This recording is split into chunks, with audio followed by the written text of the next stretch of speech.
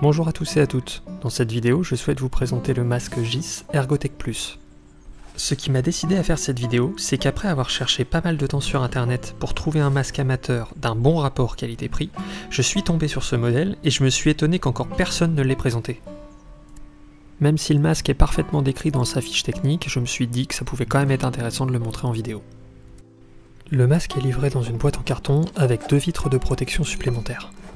J'ai acheté ce casque dans l'objectif de souder au MMA, mais il peut également servir pour des soudures au TIG ou au MIG-MAG. Il dispose également d'un mode grind que je n'ai pas encore essayé. Au moment où je fais cette vidéo, le masque m'a coûté un peu moins de 120 €, ce que je trouve être un très bon rapport qualité-prix eu égard à la qualité du masque. La fenêtre fait 100 x 67 mm, elle est munie de 4 capteurs ainsi que d'une cellule photoélectrique. Le déclenchement des capteurs se fait en 0,08 millisecondes. Le masque est muni d'une vitre de protection à l'avant et d'une autre à l'arrière. Voici les références pour pouvoir changer les protections intérieures et extérieures. Pour être tout à fait honnête, je ne m'étais pas rendu compte en l'achetant qu'il avait un harnais ergonomique. Mais après avoir pu l'utiliser à plusieurs reprises, je trouve qu'il est bien pensé. À la différence des harnais entrée de gamme, il n'a pas qu'une sangle qui est au-dessus de la tête et qui fait une barre au bout de quelques temps, il en a 2, ce qui répartit mieux le poids du casque. Il y a également une partie amovible, celle qui permet de régler le casque au diamètre de la tête, que je trouve très bien faite parce qu'elle n'est pas rigide, et comme elle est plus large, elle s'adapte bien à la morphologie de la tête. Le harnais peut avoir plusieurs réglages, on peut avancer ou reculer le harnais, et on peut également changer l'inclinaison du harnais par rapport au casque.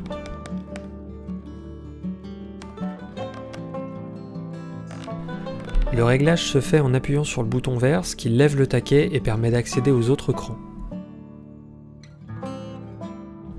C'est pas vraiment évident de le montrer en vidéo, mais je trouve que c'est un plus qui peut encore améliorer l'adaptation du harnais aux différentes morphologies des utilisateurs.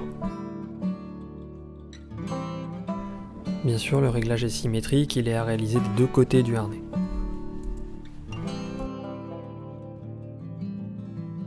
Il est également possible de démonter la fenêtre optoélectronique par cette vis. À l'extérieur du masque se trouvent les 3 molettes de réglage, une qui règle la sensibilité, une autre le délai et la dernière la teinte. Concernant cette dernière, elle se règle via le bouton central qui permet d'aller de 5 à 9 ou de 9 à 13.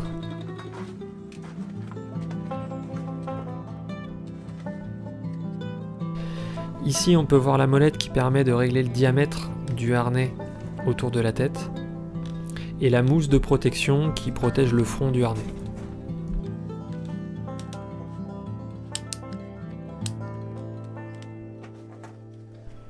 Grâce à la partie amovible du harnais, le masque se positionne facilement sur la tête.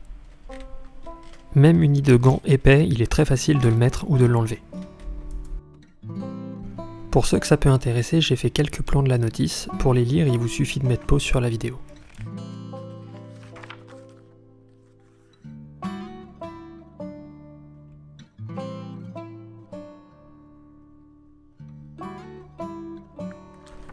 Dans la séquence qui vient, je me suis amusé à faire des tests de soudure pour vous montrer à quoi ressemblait la soudure à travers le casque. Alors ne jugez pas la soudure, elle n'est pas là pour être structurelle, je voulais juste voir la couleur du bain de fusion à différents DIN.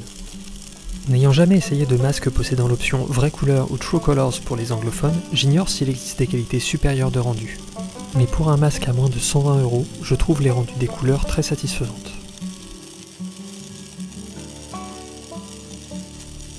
Il est fort à parier qu'il ne durera pas aussi longtemps qu'un masque d'une gamme professionnelle, mais pour un bricoleur confirmé aux débutants, il offre beaucoup d'avantages au regard du prix qu'il coûte. Merci d'avoir regardé cette vidéo.